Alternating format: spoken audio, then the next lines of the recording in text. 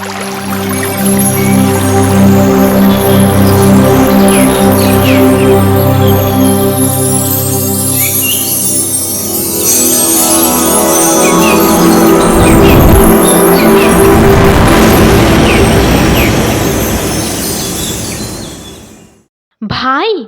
ভাসুর তো ভিড়েছে, এখন কর্তাকে একটু ঠেলে দেখি। ঠেলবার আগেই বোধ হয় নড়ছে, তাই নাকি? হাঁ ভাই, কীর্তনে যাচ্ছেন যে আজকাল।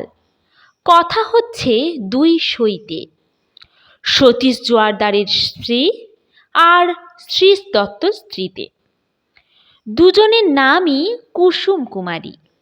এ যায় ওর বাড়িতে, ও আসে এর এখানে। অবসর পেলেই দুজনে বসে কথাবার্তা বলতে। কথাবার্তা মানে ঠাকুর প্রসঙ্গ। কথাটা হচ্ছিল শ্রীশ দত্তের সম্বন্ধে। সত্য দত্তর সহোদর ভাই শ্রীশচন্দ্র, সত্যচরণ আর শ্রীশচন্দ্র একটি পয়সার এপিঠ আর ওপিঠ, কলা কৌশলেও কম নয় কেউই। বড় ভাই অভিনয় দক্ষ আর ছোট ভাই বাদ্য বিশারদ। তখনকার দিনে ও অঞ্চলের বিখ্যাত বাদ্য বিশারদ শ্রীশ দত্ত। শুধু একটা দুটো নয়, অনেকগুলো বাদ্যে হাত ছিল তার।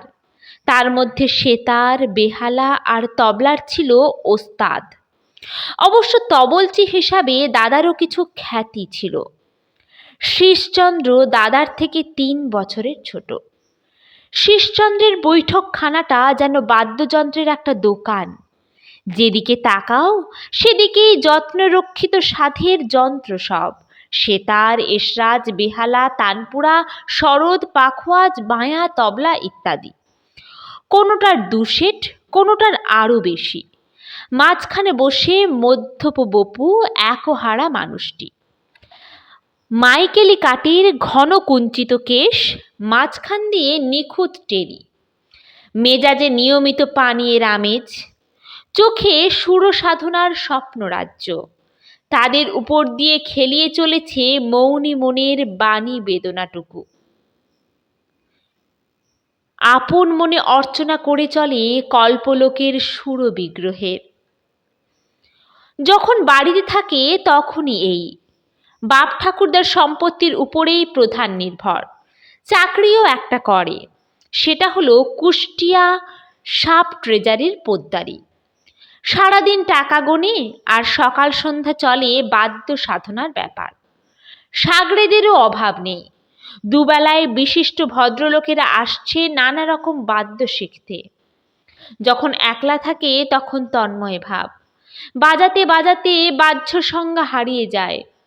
যন্ত্রের সূক্ষ্ম কাজের ঢেউয়ের সঙ্গে নেচে বেড়ায় নিজের মন। সেই সদা সান্দ্র আত্ম আহ্লাদে ডুবে থাকে নিজের ভাবেই। আপন সাধনার রমণীয়তায় আপনি ঘুমিয়ে পড়ে তার সুরলোকের অন্তঃকক্ষে। দাদা নাম পেয়েছে, আর নিজের এখনো প্রণাম করাই হয়নি। মনে পড়তে বিঁধল খচ করে। ঠাকুর তখন কীর্তনে গিয়েছেন সতীশ জোয়ারদারের কলা বাগানের বাড়িতে। শ্রীশ দত্ত ছুটল সেখানে। বীরু রায়, অশ্বিনী বিশ্বাস, সতীশ জোয়ারদার, কিশোরী মোহন আরও অনেকে ঠাকুরকে ঘিরে কীর্তনে নৃত্য করছে তখন। শ্রীশচন্দ্র গিয়েই আগে প্রণাম করল ঠাকুরকে। ঠাকুরের তখন ভাব বিভোর অবস্থা। ওই অবস্থাতেই আলিঙ্গন দিয়ে মাতিয়ে দিলেন কীর্তনে। বিপুল তাণ্ডবে কীর্তন চলল অনেক রাত্রি পর্যন্ত। কীর্তন চলতে চলতে সমাধিস্থ হয়ে পড়লেন ঠাকুর। সমাধি হতেই মহাভাববাণী স্ফুরিত হলো মুখ থেকে। সেকালে এমন অবস্থা, নাম শুনলেই সমাধিস্থ হয়ে পড়েন ঠাকুর। বৈশাখ মাসে 14 মাদল বাজিয়ে 12 কীর্তন যাচ্ছে রাস্তা দিয়ে। ঠাকুর তখন অশ্বিনী বিশ্বাসের বাড়িতে। বেরিয়ে এসে সদর দরজার কাছে দাঁড়ালেন কীর্তন দেখতে। কিন্তু কীর্তন দেখবেন কি? নামের ধ্বনি কানে ঢুকতেই মহাভাবস্থ হলেন সঙ্গে সঙ্গে। বাহ্যচ্যুত হয়ে ঢলে পড়তেই ধরে ফেললে অশ্বিনী বাবু। শ্রীশচন্দ্র একবার করে যেতে লাগলো ঠাকুর প্রণাম করতে। একদিন, দুদিন, 3 দিন গেল। 4 দিনের দিন ঠাকুর নিজেই এসে হাজির শ্রীশচন্দ্রের বৈঠকখানায়। দাদা, দেখতে এলাম আপনাকে। আর বাগ বিস্তৃতি নেই, ওইটুকু বলেই হাসতে লাগলেন। দেখতে এসেছেন, দেখতেই লাগলেন। দৃষ্টির রশ্মি দিয়ে টেনে তুলে নিতে লাগলেন দ্রষ্টব্যের অন্তরখানা। পরের দিন সন্ধ্যায় শ্রীশচন্দ্র গিয়েছে প্রণাম করতে। দেখেই ঠাকুর বললেন, দাদা, আপনার বাজনা শুনবো, আপনার ওই বেহালা বাজানো। ঠাকুর শুনবেন। তাড়াতাড়ি বাড়ি এসে বেহালা আর ছড় নিয়ে গেল। প্রণাম করে সামনে বসে গেল বাজাতে। তারের সঙ্গে ছড় ঠেকাতেই ঝংকার খেলে গেল অপূর্ব মূর্ছনায়। রাগ রাগিনীরা যেন মূর্তি নিয়ে বেরিয়ে আসতে লাগলো বাদ্যযন্ত্রের তার থেকে। একটি মধুর বাড়ি চৈতন্যে মজ্জিত হয়ে রইল সবাই। শুনতে শুনতে হঠাৎ মৌন ভেঙে লাফিয়ে উঠলেন ঠাকুর। সঙ্গে সঙ্গে কীর্তন আরম্ভ করে দিল কিশোরী মোহন। অমনি দুহাত মেলে যেন কীর্তনের বান নামিয়ে দিলেন ঠাকুর। চলতে লাগলো নাম আর নর্তন। নাম নৃত্যের সঙ্গ ধরে ওদিকে মাত্রা বাড়াতে লাগলো শ্রীশচন্দ্র। নৃত্যের সঙ্গে বাদ্য বাড়ে, আবার বাদ্যের সঙ্গে নৃত্য। নামের আবেশে ভুলুণ্ঠিত হলেন ঠাকুর। মহাভাবগত হলেন সুরসপ্তকের জন্মভূমিতে গিয়ে। বাণী নিঃসৃত হতে লাগলো পরম পথ নির্দেশের। আর শ্রীশচন্দ্র বাজনা বন্ধ করে দিয়ে ছড় হাতে নিয়ে কাঁদছে বসে শ্রীশচন্দ্র। সার্থক হয়েছে আজ সুরশিল্পীর সাধনা। তারের স্পন্দন তন্ময়তায় বিলীন হয়েছিল মন। আনন্দের প্রস্রবণে সিঞ্চিত হয়েছিল হৃদয়। এই নিঃসংকোচ নেত্রধার হলো সেই নিভৃত রসের বহিঃস্পন্দন। সেই বিগলিত ধার নিঃশেষে নিবেদিত করে দিল সাক্ষাৎ পরমেশ্বরের পাদপদ্মে। শ্রীশচন্দ্রকেও দীক্ষিত করলেন ঠাকুর। এর মধ্যে বারাদি থেকে এসেছে কুঞ্জলাল রায়চৌধুরী আর তার 2 ভাই কৃষ্ণলাল আর বসন্তলাল। তারপরে কুঞ্জবাবুর জ্যাঠতুতো ভাই মাখনবাবু। রায়চৌধুরীরা বিত্তবান লোক, এক একজনের হাতে রয়েছে মস্ত এক একটা ব্যবসা। কুঞ্জলালরা 3 ভাই বড় ভক্ত, তার মধ্যে কৃষ্ণলাল হলো আরও এক ধাপ উপরে। ঠাকুর ছাড়া ও আর দ্বিতীয় বোঝে না। ঠাকুর ডাকেন ওকে কেষ্ট পাগলা বলে। ওর ইষ্টনেশা প্রমত্ত তাকে স্নেহ করে পাগলামি বলে অভিহিত করেছেন। ও হলো ঠাকুর প্রেমের পাগলা। কৃষ্ণলালের হাতে কাপড়ের গদি, দোকান হলো কুষ্টিয়ার বাজারে। ঘোড়ার গাড়ি করে বারাদি থেকে আসে দোকানে। কর্মচারীদের হাতে আগেই চাবি দিয়ে দেয়, নিজে আসে একটু পরে। সেদিন কার্যগতিকে কর্মচারীর হাতে চাবি দেওয়া হয়নি, তাই একটু সকাল সকালই এসেছে নিজে। ঠাকুর তখন কুষ্টিয়ায়, সুতরাং টাউনে ঢুকে সহিসকে বলে দিলে, আগে চলো অশ্বিনীবাবুর বাড়ি। মতলব সকালবেলায় ঠাকুর প্রণাম সেরে তবে যাবে দোকান খুলতে।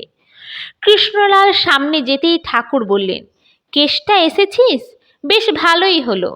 প্রণাম করে উঠতে যাবে, ঠাকুর অমনি হাত চেপে ধরে বসিয়ে দিলেন নিজের বিছানায়। কৃষ্ণলালের কোলের উপরে কনুই দিয়ে পা ছড়িয়ে শুয়ে পড়লেন ঠাকুর। কৃষ্ণলাল আর ওঠে কেমন করে? দোকানের চাবি পকেটে নিয়ে বসে রইল ঠাকুর কোলে করে, এমনভাবে যে তিনি দয়া করেছেন সেই আনন্দেই বিভোর। এর মধ্যে ভক্ত সমাগম হলো আরও। ভক্তদের নিয়ে কথা বলতে লাগলেন ঠাকুর। কৃষ্ণলাল তখনও তেমনই বসে। অনেকক্ষণ পরে কোল থেকে উঠে ঠাকুর বললেন, কেষ্টা রে, তামাক সাজ এবার। তামাক সেজে আনলো কৃষ্ণলাল। তামাক খেতে খেতে আবার কথা কইতে লাগলেন নানা প্রসঙ্গে। এক সময়ে যেন হঠাৎ খেয়াল হলো ঠাকুরের, বলে উঠলেন, এই যা কেষ্টা, দোকানে যাবি নে? দোকান খোলা হয়েছে তো? দোকান আর খোলা হয়েছে কই, দোকানের চাবি রয়েছে আমার কাছে, সবিনয়ে উত্তর দিল কৃষ্ণলাল। যাস শালা, তবে এখন এত বেলায় আবার দোকান খুলে কি করবি? এখন তো চান খাওয়া দাওয়ার সময় হয়ে গেল, খাওয়া দাওয়া সেরে না হয় ও বেলায় খুলিস। চল যাই, চান করে আসি। সঙ্গে সঙ্গে উঠে পড়লেন নিজেও। উঠেই হাঁকলেন, অশ্বিনীদা, ও কিশোরী, অন্তা, তেল নিয়ে আয় শিগগির। তেলের সঙ্গে সঙ্গে হাজির হলো তিনজনই। মাখা দেখি কেশটাকে তেল মাখা বেশ করে। অশ্বিনীদা, অশ্বিনী বিশ্বাসকেও চোখ ঠেরে দিলেন অমনি। কৃষ্ণলাল তো অবাক, পরের বাড়িতে তো নিজের হাতেই তেল মেখে থাকে মানুষ। আড়ষ্ট হয়ে বসে রইল ব্যাপার দেখে। তিন দিক থেকে তেল মাখিয়ে দিতে লাগলো তিনজন। তেল মাখা হলে সদলে স্নানে বেরুলেন ঠাকুর। ঠাকুর জলে পা ডুবোতেই এক আঁজলা করে জল মাথায় দিয়ে সবাই নেমে পড়ল নদীতে। আরম্ভ হলো এক রঙ্গবিলাস। শুধু যে ঠাকুর আর তাঁর সঙ্গে দু চারজন লোক তা নয়, জলে নেমেছে পাড়ার যাবতীয় ভক্ত। সে একটা বিরাট স্নান ক্রীড়ামোদীর দল। অশ্বিনী বিশ্বাস ডুব সাঁতার দিয়ে পা চেয়ে ধরে গোসাইয়ের। গোসাই উল্টে জলের মধ্যেই জড়িয়ে ধরেন বিশ্বাসকে। কিশোরী ডাক্তার গিয়ে গলা জড়িয়ে ধরে কৃষ্ণলালের। কৃষ্ণলাল আলিঙ্গন ফিরিয়ে দেয় কিশোরীকে। সে তো স্নান নয়, জলোৎসব, আনন্দ সলিলে মীন লীলা। ওহো, তোমরা লুকিয়ে লুকিয়ে এই মজা মারছো? ষোলকুপা থেকে ক্ষিতীশ মজুমদার এসেছে কুষ্টিয়ায়। অশ্বিনী বিশ্বাসের বাড়ি গিয়ে খোঁজ নিয়ে জেনেছে ঠাকুর নদীর ঘাটে স্নান করতে গিয়েছেন সপার্ষদ। শুনে সোজা ছুটেছে অমনি নদীর ঘাটে।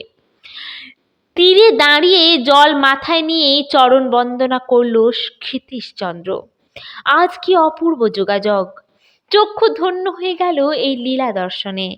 আনন্দে গান ধরে দিলে ডাঙ্গায় দাঁড়িয়ে। প্রাণ মন ধ্যান জ্ঞান ধরম কর মান সকলে তোমার অভয় চরণে করি গো সমর্পণ। কিন্তু শেষে তীরে দাঁড়িয়ে হলো না, নীরে নামতে হলো। কি বললে, আমরা লুকিয়ে লুকিয়ে মজা মারছি? জামা জুতো শুদ্ধই টেনে নামিয়ে ফেললে সবাই। ভিজে জুতো জোড়া ডাঙায় ছুঁড়ে দিয়ে পোশাক আশাক নিয়েই জলে ঝাঁপিয়ে পড়ল ক্ষিতীশ মজুমদার। যার পদপঙ্কজ থেকে জাত হয়েছে পাবনী, তার সাক্ষাৎ শ্রীঅঙ্গের পরশ নিয়ে বয়ে যাচ্ছে এই সলিল। এ গঙ্গ গোদকের চেয়ে মোহনীয়, শিশির বাড়ির চেয়ে স্নিগ্ধ। জলে নেমে তার আনন্দের সীমা নেই। ঠাকুর আঁজলা ভরে জল ছিটিয়ে দিতে লাগলেন সকলের গায়ে। বুঝি স্নানের পূর্ণতা দিতে লাগলেন নিজের হাতে শান্তি জল সেচন করে। এই নাও, পবিত্র হও, খালি তো মল হও, প্রজিজ তকৈতব হও, গত তাপ হও, শ্রীফুল্ল হও, পাংশুশির সুহিত চিত্ত জীবন জয়ময় হও। শান্তি শান্তি শান্তি।